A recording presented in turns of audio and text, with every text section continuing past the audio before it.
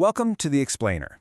Today we're diving into how the entire game of information warfare is being flipped on its head, moving from the old-school state broadcast right onto the viral videos on your phone.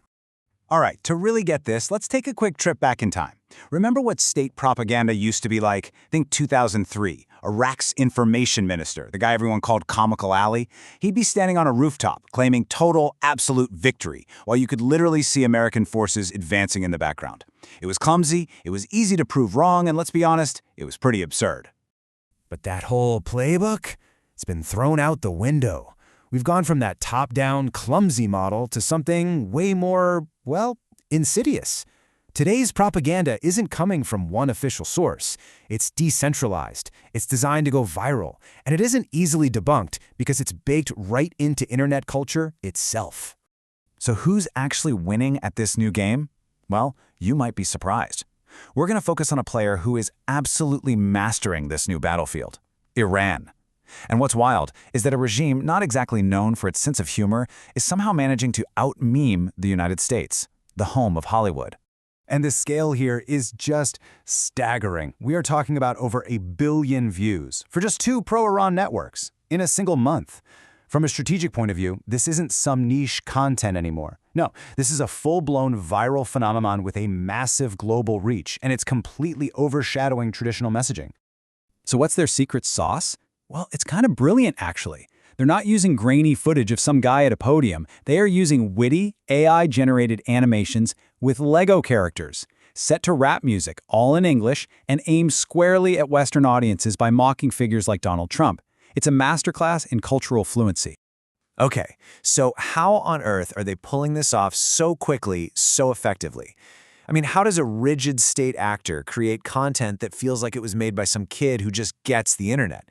The answer lies in a totally new kind of production cycle. The engine behind all of this? Artificial intelligence. AI just demolishes all the old barriers: time, money, even the need for a huge creative team. It allows them to pump out high-quality, culturally relevant videos that look expensive almost instantly. And this rapid response capability is a huge strategic advantage. Think about it. A news event happens, and within a few hours, not days, not weeks, an AI-generated video response is already spreading like wildfire online. They can actually define the narrative around an event before a traditional counter-message can even get drafted and approved. And the content is sharp. This is not your grandfather's propaganda. Just listen to this lyric aimed at Donald Trump. It plugs directly into existing criticisms, and it uses the language of hip-hop to make its attacks feel authentic and hit home with a younger, global audience. But here's where we really need to peel back the layers. Because if you look past the catchy lyrics and the funny Lego figures, you find a much, much darker purpose. This friendly package, it's basically a digital Trojan horse, built to sneak a hostile message right past our defenses. On the surface, it's all designed to be disarming and super shareable. It hits all the marks of internet culture. You've got memes, you've got jokes, you've got pop culture references. It's meant to look like any other piece of entertaining stuff you'd scroll past online. And that's exactly what lowers our guard. And this gets us to the most critical question. What's the actual payload being delivered by this digital Trojan horse? When we're watching and sharing these videos, what are we really consuming? And here it is. This is the core of the strategy. You see a playful Lego version of Benjamin Netanyahu, but what's slipped in? Classic anti-Semitic imagery.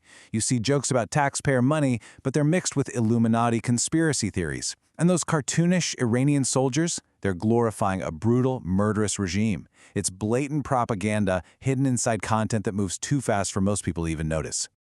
And just in case there was any doubt about who's pulling the strings, let's be crystal clear. The group behind a lot of these videos, Explosive Media, is based in Iran, a place where the state has total control over the internet. And they've even admitted to the BBC that the regime is a customer. This is not some grassroots movement. It's a state-backed influence operation. Full stop. So all of this brings us to the final, and frankly, most critical piece of the puzzle: the American response, or maybe I should say, the lack of one. How is the world's supposed cultural and military superpower handling this new kind of information war? You just have to look at this timeline. It's almost unbelievable. The US has had the tools to fight this kind of thing for decades, going all the way back to the Cold War. And yet, at the exact moment this new, agile, AI-driven threat is coming online, what happens? The main office designed to combat it gets dismantled. The timing couldn't possibly be worse. And this is the result: a huge strategic imbalance on the digital battlefield. On one side, you have an agile, AI-powered, and culturally savvy adversary, and on the other, a defunded office stuck using old, traditional messaging. The capability gap here is just staggering. So this leaves us with a really provocative and frankly uncomfortable question. In a war that's now being fought with AI-generated memes, what happens when a superpower is simply out-trolled? What happens when the battle for hearts and minds is won not by the side with the biggest army, but by the one with the best memes?